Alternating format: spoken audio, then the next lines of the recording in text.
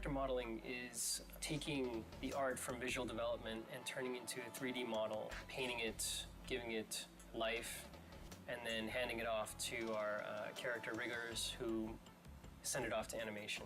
So we actually create the object itself. It's in general just become, I guess you'd say, more sophisticated, but it's more of a traditional media now.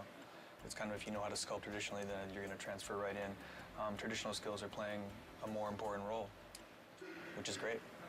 Do you feel that you've channeling the great masters of art history to help you achieve a new level? Raphael, you know, they speak to me. Really. One of the big things that I was looking forward to doing is nasty stuff like this, because before this I'd been doing more technical stuff, more like realistic humans. Doing realism is fun to a certain extent. It's more fun to do something that's slightly realistic. There's more artistic license as far as where you can go with it.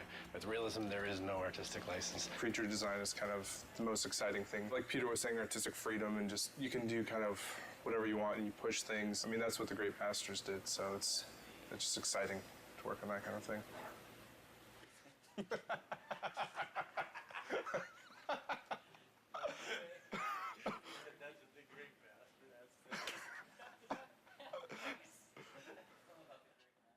Here's my workstation. I have my Cintiq, which is what we use to paint and model. This is the monitor that we can actually draw on, paint on the screen, sculpt in ZBrush, which is very helpful and amazing.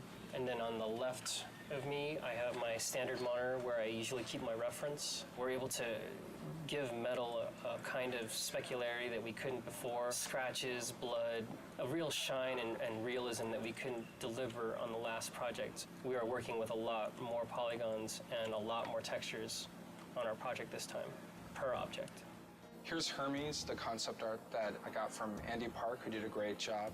You can see the boots are in there and what color they're supposed to be, what material. We're still working on the cloth, making sure that's all rigged nicely. And right now, I'm fighting with the hair, trying to make the hair look good. So hopefully by the time you see this in the game, it'll be looking nice and transparent. So here we are starting him out in ZBrush and adding a lot of the little detail. Say if you wanted his skin to bulge around these straps, it would be really easy to go ahead and just add musculature in here. Today you may defeat me, but in the end, Kratos, you'll betray only yourself.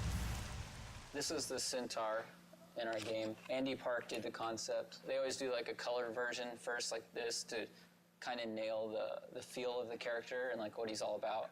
And then they'll give us these turnarounds like this one. We have, you know, the horses have these like chest muscles that kind of flow up into the horse neck, you know, this way. And we have abdomen muscles and these obliques that kind of flow in. And where our hips sit, you know, is kind of where their shoulder blades sit. So typically most people draw centaurs. You know, this isn't, I'm not the first one to make one of these things. So, you know, this has been thought about before. But typically, you know, our hips, like where the hips would sit on a human, they put where the shoulder blades would be. It feels kind of like it would work, you know.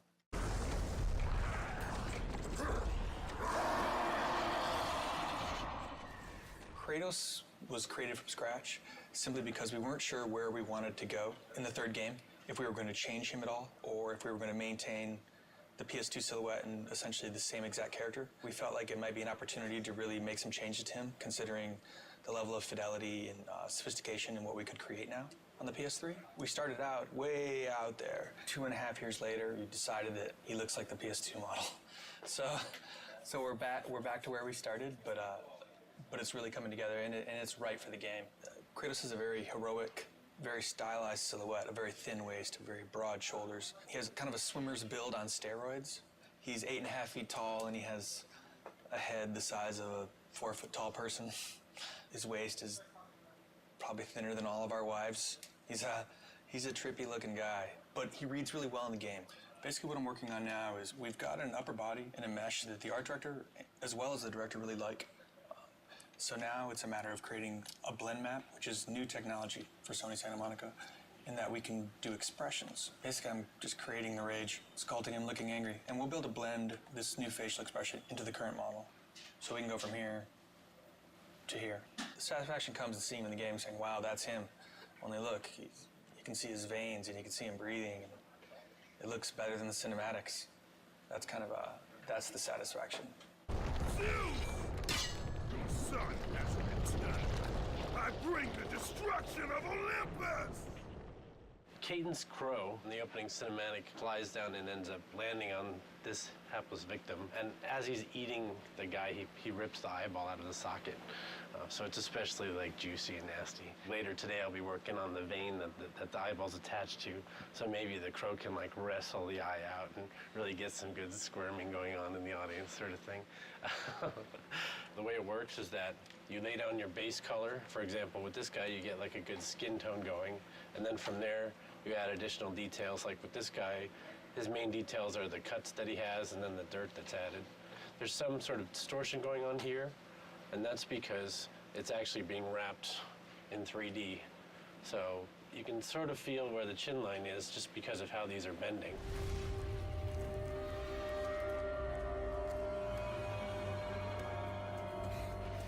This is Hercules, and he's wearing these cestises, and basically they're like these huge gauntlets. Just trying to get across the fact that he's kind of like this aged warlord. He's not a super fresh young guy, so he's got some fat to him and some history.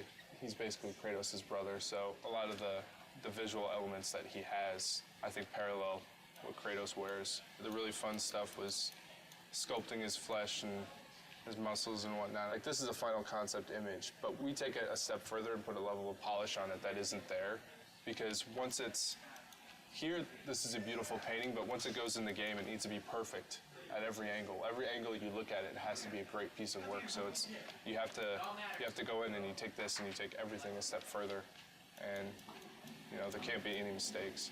Call it my 13th and final labor. Soon I will become the god of war and claim the throne for myself.